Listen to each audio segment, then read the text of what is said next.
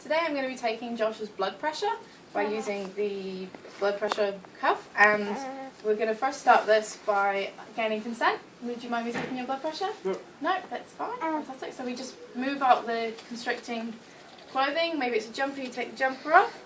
We get the blood pressure cuff and we've got to measure it to make sure it's right. So it should be 2/3 to a half the size. So this is just right for Josh. Then I'm going to line up the artery line with the artery line on the blood pressure cuff to here. I'm going to wrap this around his arm. Alright, just go under there. Make sure it's tight enough, but not too tight. When doing this on old people, you've got to be really careful because they bruise quite easily. So you've got to try and do it as fast as possible, if possible, and just as gently as you can. So I'm just going to put this in here. Okay, I'm going to be pumping this up to 140 millimeters mercury. So it's going to get quite tight, so it might feel a bit of pressure. Is that alright? Okay, just to find the brachial pulse, so I'm going to put my stethoscope on and check that it's on here. I'll be shouting now, sorry. And then I'm just going to find the brachial pulse here. Okay. Now I'm going to tighten this and make sure the valve's closed so that when I pump it up the air doesn't fall out again. So I'm just going to pump it up to 140.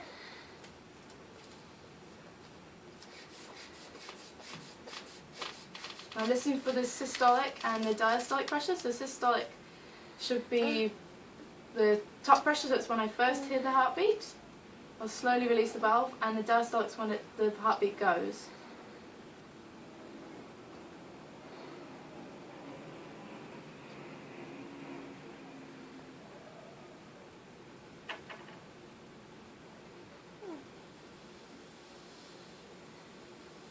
Okay, so I've got 130 over 100, which is relatively high. Do you usually have a high blood pressure? Okay, some people do, so you just check with them as well. The usual blood pressure rate is 120 over 80. Today I'm going to be taking Josh's pulse rate and his respiratory rate. I'm going to be asking consent for the pulse rate, but the respiratory rate I won't be asking consent because we want to do this without them being aware, because otherwise it can affect the outcome. The regular rate for a pulse rate is 60 to 80 beats per minute, and for the respiratory rate it's 12 to 20 breaths per minute. The pulse rate can be taken by the brachial, the femoral, or the radial. Today we'll be doing just the radial, so I'll be placing my 2 fingers just below his thumb to take his pressure, the pulse rate. So I'm just going to gain consent now. Would you mind me taking your pulse rate? No. Okay. So I'm just going to time it for 15 seconds and then times it by 4. Usually we do this for 60 seconds, but this will be fine today, whilst also taking his respiratory rate. So Josh's pulse rate today is 16, so times that by 4 we get 64, which is well within the normal range. And his regularity and strength is also good, showing that the heart is working well. And his respiratory rate has come out as 4, so times that by 4 and you get 16, which is perfectly between 12 and 20, which is the normal rate, so you're still alive. I'm going to auscultate Kyra's lungs for volume and clarity. I'll be checking for noises such as wheezing, which can be the tightness of the bronchioles, which could be an indication of asthma, crackling, which can be liquid in the alveoli, stridor, which is like a high-pitched noise, which can be an obstruction of the higher airway, or if there's no noise at all, it means the lungs collapse. So let's hope not for that today. So first, I just need to gain her consent. Would you mind me listening to your airways? It's going to be a bit chilly, and I'll be going onto your skin. Stop laughing at me. Yeah, okay. Okay? Okay. So, make sure this is on. I'm probably going to be shouting now. So I'm just going to go into here. It's going to be a little bit chilly. You take a deep breath for me, please. And out. Okay. And one this side. Okay. I just need to go underneath your top. Is that alright? Is that okay? Yes. Okay, ready? And breathe. Okay, and the other side. And breathe. Okay, so it sounds pretty clear and the volume sounds good. The only thing I have recognised is a slight bit of wheezing. Do you suffer from asthma at all? Yes. Okay. Okay, I've come to Kyra today and she's had an accident where she's fallen over and hit her head. So we're just going to go through a few checks with Kyra. We're going to use the NEXUS acronym, which is the National Emergency X-Ray Utilization System. So I'm just going to touch you a bit, is that okay? Just to check for any tenderness on the back of your neck. Can you let me know? How? Okay, so that hurts. So I'm going to get Josh to come and stabilise her head in case there is any injury there. So have you had anything else to drink today? No. No alcohol-wise? No. No, and your mental status seems good. We've checked your neurological side of things, and we've done a head-to-toe assessment to check for any other distracting injuries. Now, when I put this on, it's going to be a bit uncomfortable, but it's important to support your neck so that you don't do any further damage. So what we're going to do is we're going to just measure. I'll just take a measurement of how far we need this. So I do it from the bottom of the mandible to the top of the shoulder.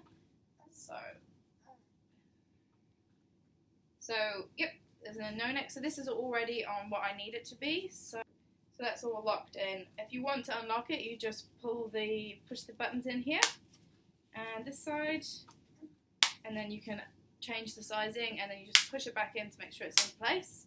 So I'm just going to put this around here. It's going to be a bit uncomfortable, all right? Bring it around the back. I'm going to make sure it's tight enough. So you let me know if it's too tight. Too tight? Okay. There we go. All right. We've got to make sure that it doesn't stay on for too long because it's not very comfortable. So, is everything all right? Does that feel secure? Yeah. Yeah, it feels like it's holding your head enough? Yeah. Okay, and we'll keep Josh's hands there so we can change over and put any extra support on that we might need later on.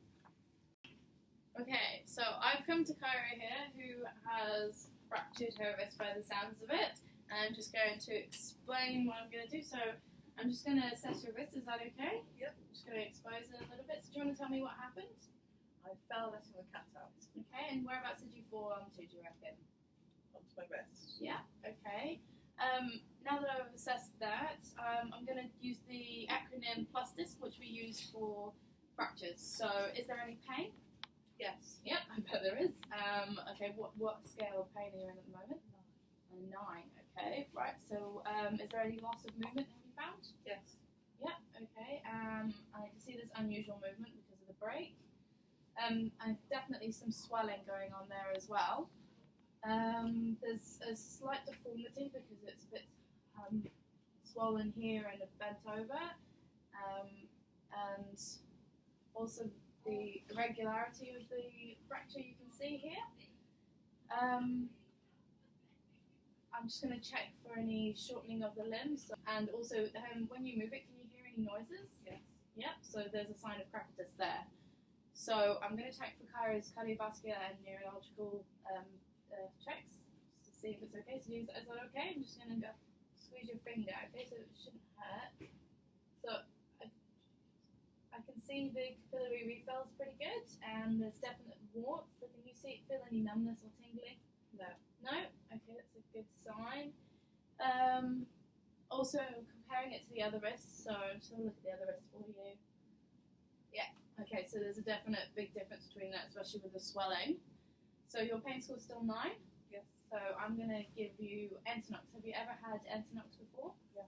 Yep, so you understand that it might make you feel a little bit dizzy, a bit of nausea, make you giggly. Yeah. Yeah, okay, but you'll be in charge of it the whole time. Okay, so you can take it and you can stop taking it whenever you want.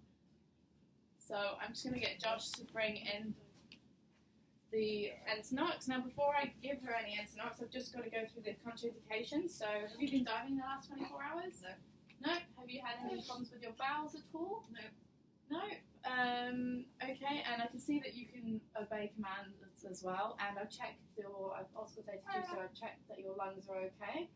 So you should be fine to take this. Have you got any known allergies at all? No. I suppose you wouldn't know if you had it already. Okay, so I'm going to give you the Entonox, and you just take it as you need it, okay? Not with broken arm. Alright, so you take some of them, and what we're going to do is we're going to put this splint under your arm, okay? I'm going to get Josh to support your arm. And I'm putting the towel in there to cushion it so that the arm doesn't move around too much, so it's a bit of padding, okay? So we're going to slide this underneath, and then what I'm going to do is I'm going to wrap the bandages around. I'll do it as secure as I can without any pain, so you let me know if it hurts at all, and you keep taking this when you need it. Okay. So I'm going to stick that in there, blend that out nicely, okay? So Josh could support the arm there for me. So I'm going to wrap these around. I won't be wrapping it around directly around your injured site there, okay? Just around the edges to keep it secure. Line it up with the elbow. So I'm just going to put this in here, okay, Kyra? Alright. we're using this sling to help support it so Cara doesn't have to hold her wrist anymore. And it's a bit more secure. I'm just going to tie it around. Now you let me know if it's too tight or not tight enough. Does that feel like it's supporting your limb? Yeah. Okay. Alright. I'm just going to double check your refill as well. So that looks good. And the numbers still, is it okay? Yeah. Yeah. Okay, so I've just come to Josh here, who's got a laceration on his arm, and it's bleeding profusely. So, would you mind me packing and dressing? You're alright with that? So, what I first do is I'll expose the wound, and then I want to clean it. So I've got my saline here, and I'll clean from the inside of the wound to the out, because I don't want to wash anything into the wound. Then once I've cleaned it all, I'll be getting my dressing ready to pack it. Now I want to make this as small as possible to the wound to ensure greater pressure. So I'll wet the saline onto the bandage, onto the packaging, because I don't want it to stick to the wound. So I'll just push that there. So if you could hold that there for me, that'd be great. And keep packing it. If it's profusely bleeding a lot, we'll put more dressings on, but we'll do this for now. So then I'll just wrap the bandage around. If you could lift your arm, that's great. So we want to wrap this around quite tightly. So you tell me if it's too tight at all. So I'm going to keep twisting as I go to make the pressure even greater. Once we've got all that in, I'll just tuck it under here. Sorry about arm hairs. I'll get Josh to elevate his arm as well to try and help with the bleeding. Now, if the bleeding's still going, we can apply another dressing or another bandage to tighten it even more. Or if it's really bad, we'll apply a tourniquet, but because these are quite painful, I have to gain consent. So, are you happy for me to use a tourniquet? It's going to hurt quite a lot probably, but yeah, okay. So I put this on. I place this 10 centimeters above the wound, but not on a joint. So I'm going to put it here. Put it quite tightly. Okay. Now I'm going to tighten this. You let me know if it's too tight. Okay, I'll put that in there. It's important to date the tourniquet to make sure that whoever takes it off next knows how long it's been on there for. Also, I'll be taking his pulse, the distal pulse, until I hear it stop. If it's still going and the blood flow is still going to the end, you can apply a second tourniquet, but making sure to document the time. Okay, so I'm going to be demonstrating the LifePack 15, which is a defibrillator monitor. So first we're going to check the batteries. So you turn them over, click both of these buttons to check the lights are on. So these are both full. If they're not, you just pop them out, recharge them, put them back in. So then we're going to turn this around. So first thing I want to do is turn it on using the on button. It should come in naturally into the AED mode, which means it can be used straight away. Push, analyze, change this into connect manual. electrodes. So press the energy select button and change it across to manual and click yes. So while this is going on, I'm going to do a user test. So I used options and then go through to user test. So I'll leave that going. Once that's good. While that's going, I'll show you what's in the pocket. So in this side, we've got the defibrillator cable and the test load, and we've got our pads in here as well. And on this side, we've got our SpO2. We've got a CO2 cable, which is in here. Now this plugs into the side on here. So that measures your CO2, and then we've also got our 3-lead and our 12-lead cable in there. So this has come through, this has worked. I can see that. Next thing we're going to do is we're going to get our test load out. Get that ready. Now I want to change my charge now. So what I do is go on to energy select and scroll down to 50. So we're on 50. Okay, and then plug this in. And I'm just going to do a charge to make sure everybody's clear. Okay, and if you want to disarm it, you just click the button. So I've disarmed that, and we'll do another one just to check it's definitely working. Okay, everybody's clear. And that's the energy delivered, so that's done. I can also change between leads, so I just press lead here and then scroll down, and you can change that to 3-lead or the 12-lead or the paddles. Okay, so that's that one. And then if I want to change the sizing on here so you can see it better, just press size and scroll down, and you can go from 0.25 to 4. so I'll just keep it on 1 at the moment. You can also change the QRS volume, so what you do is you just scroll with this till you get to the corner here, which shows heart rate. Click on there, and then you can scroll up or down for the volume. So I'll just keep it a bit quiet now. Also, there's the NIBT here, which is the non-invasive BP, the non-invasive blood pressure cuff, which lives in the back here. And there's also a pediatric one that can be used and plugged in for younger ones. You have to learn to change the paper as well. So under here, there's a little lever. You just pull that out, check that there's enough paper in there. So I can see there's enough paper in there, and close it back in again. Okay, I'm going to be demonstrating how to use an NPA, which is a nasopharyngeal airway. These come in a range of sizes, so there's 3 sizes, small, medium and large. You measure these from the midpoint of the nose to the bottom of the ear. So this is a medium, this should be about right. NPAs are used to hold back the back of the tongue off the posterior pharynx, oropharynx, sorry. These are used in oral trauma or in jaw clenching. So if you can't use an OPA, we use these. Generally, they'll be unconscious. If not, definitely make sure you get consent or they won't thank you for this. The contraindications of using an NPA can be nasal obstruction or basilar fracture line or a history of epitectus. You've got to make sure these are the right size, because if it's not the right size, it can go through to the esophagus, which can cause vomiting or hyperventilation and hypoxia through gastric distension. So when putting these in, make sure you put a good amount of lube on them, because you don't want this to damage the tissue in the nose. It's not a very comfortable thing to put in. Okay, you want to ensure that the airway is open, so tilt the head back so it's open. When putting these in, you usually use the larger nostril, and that's generally on the right hand side. So this is the right hand side, and this is definitely the larger nostril in this one. So you want to insert this so it's parallel to the mouth, and also so that it goes along the nasal floor. If you come across any, if it gets stuck at all, just rotate it. So now I'm going to slowly place this down. Okay, so that's all the way in. And then you want to check for chest rise to make sure that it's working and it's correctly in. Okay, I'm going to be demonstrating how to use an OPA, which stands for oropharyngeal airway. These are used to maintain an airway on a patient who may be conscious or semi-conscious. If possible, try and gain consent, because it can incur gagging or vomiting. Sometimes they have a clenched jaw if they're semi-conscious, which can make it quite hard to get these in. These come in a range of sizes, 7 sizes, so they come from size 4 to 000. I've got a couple of sizes here. To make sure that these fit and measure them correctly, you need to go from the edge of the mouth to the bottom of the ear. So try that one. See if that one fits a bit better. Nope. So the orange one fits a bit better in this one.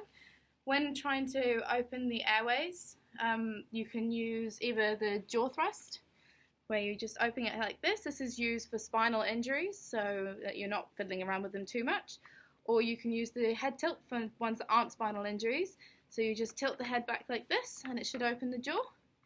So you get your OPA, and you insert it across the soft palate just over the tongue, and then you want to rotate it 180 degrees so it's pointing downwards, and then just push it through the rest of the way, and it should go in. This will help to maintain the airways for ventilation.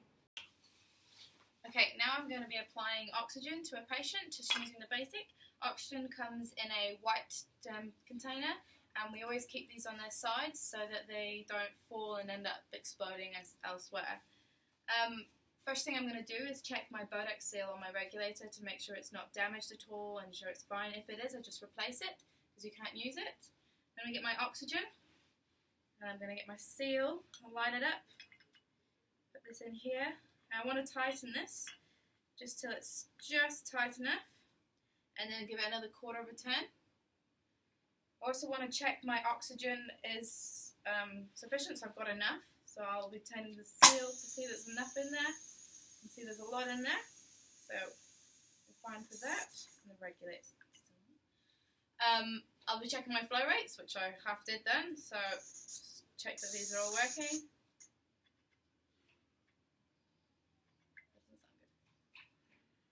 Okay, so they're all working, and then I'll be making sure that I've got the right mask. So I've got an acute Hudson mask here, which takes 60%, delivers 60% oxygen. So I need to put it to 6 to 8 litres per minute. So I'll connect all my tubing up now. You want to make sure the oxygen's going through the mask before you put it on the patient and ensure that it's going through properly. So I'm just going to connect this onto here now. Make sure it's on there nice and tight.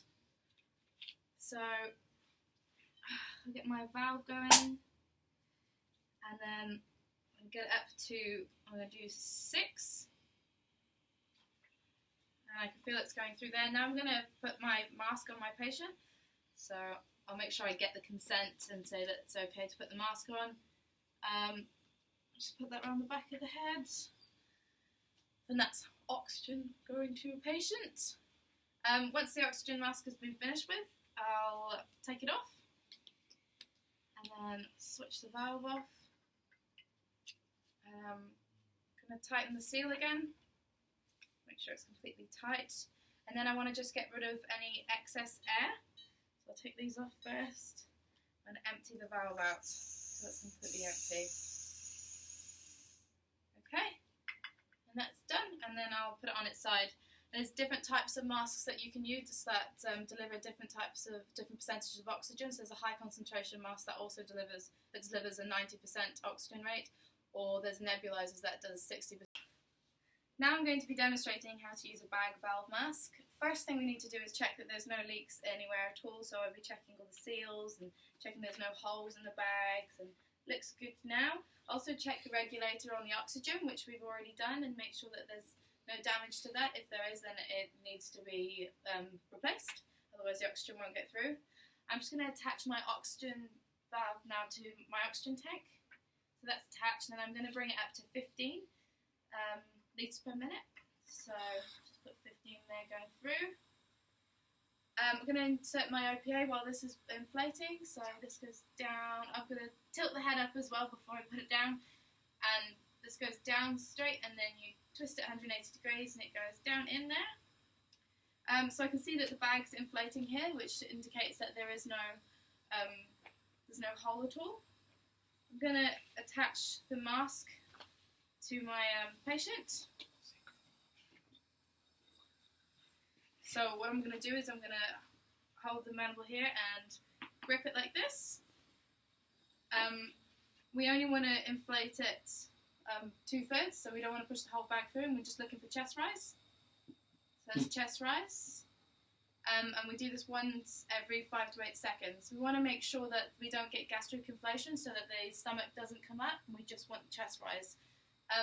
If this isn't working, we can get a second person to come and help and apply cricoid pressure, which is here, and that's if it's necessary. Okay, I'm going to be demonstrating how to use the suction unit. This is used in situations where a patient might be unconscious and have vomited and you need to clear the airwaves. So what we do with this to check the suction first and the battery is we turn it on fully and we bend the pipe and see if it goes, we want it to be at 350 or above 350 millimeters of mercury. So we'll just check that's working. Oh. So that's not working, which means that something's not sealed properly. So I just check all the seals, make sure that's in. Okay, and we'll try again. There we go. Okay. So that's correctly in now. There's 2 types of piping that we use for this. There's the soft one, which is used in moving vehicles because we don't want to cause damage down the airways. This goes down the NPA and you measure it from the nose to the ear, which is a bit just like the NP. So, and then there's the harder one which we use, but you can only use this in 10-second intervals or less because you can cause hypoxia, which can lead on to dysrhythmia. And then to be able to use the suction pipe, you need to turn the patient onto their side in a lateral position, and you only go in as far as you can see. So I'll turn it this way for the camera. So you switch it on, and then once it's on, you need to cover the hole to ensure suction, otherwise it won't happen. And then you do it in rotating motions. and make sure you do the suction as you come out. Now if the pipe gets blocked up at all with vomit or whatever, you just use the water bottle, which should be on this side but it's not on this one, to clean it out. And then at the end of doing all your suction, you take this out by pushing down the bottom, pulling this out, and then opening this up and taking the bag out, and they get changed and cleaned over, and this whole piping gets thrown away. Okay. So I've come across this patient here. Has been found by a third party. They've got no history. They just found him unconscious and he doesn't seem to be breathing. So the first thing I'm going to do is I'm going to do my doctor's ABC. So any dangers? There's no dangers around. I'll be checking for a response. Hello, can you hear me? Hello? So there's no response, then I'll be sending for help. So it's an R49 requesting an R50 backup. I'll be then checking his airways, so just checking there's a finger sweep, there's nothing lodged in there at all. I'm going to listen to his breathing for about 10 seconds, so I'll just put my face close here and check for rise.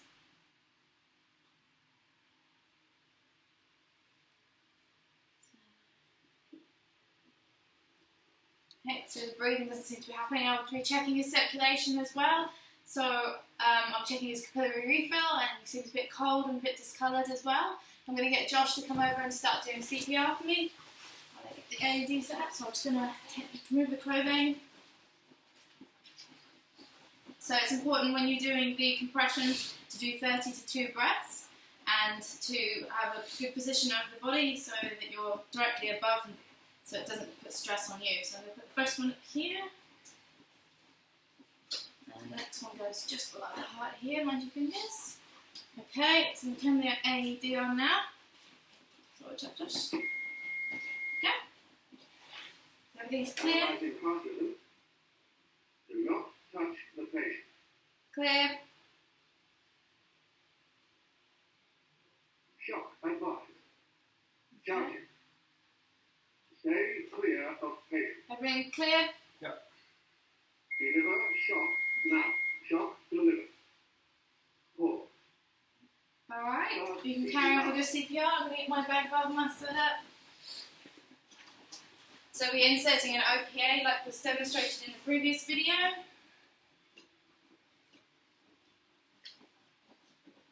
Okay, and using a bag valve mask. And we use this holding a C-grip with the jaw thrust to hold the airway open. And you do it 2/3 of a bag. So once Josh is ready. 28, 29, 30. Chest rise, okay? So we keep doing 30 to 2, and you want to keep switching about every 2 minutes because it can get quite tiring doing the compressions by yourself.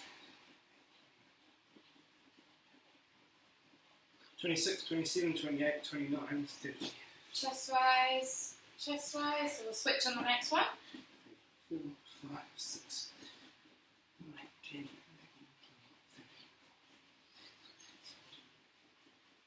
11, 12, 21, 22, 23, 24, 27, Come on the 28, inside. 29, 30. Chest rise, okay.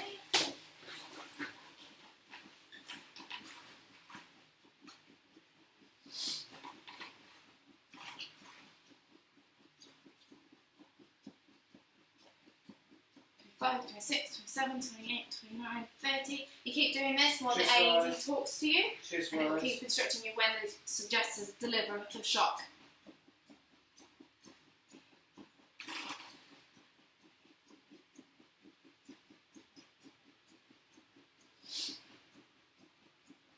$28, $29, $30. Chest rise. Chest rise. So we keep doing this, and if we do have ROS, which is return of spontaneous circulation, we will have to turn the patient on their side, make sure that there's no vomiting, and we can hook the into the recovery position, and we can hook the bag valve mask up to some oxygen that keeps supplying it, and keep going. Otherwise, the AED just keeps going and telling you what to do. Bollocks! Bollocks! Bollocks! I need to do Bollocks! 50 joules. Oh! They're going so well.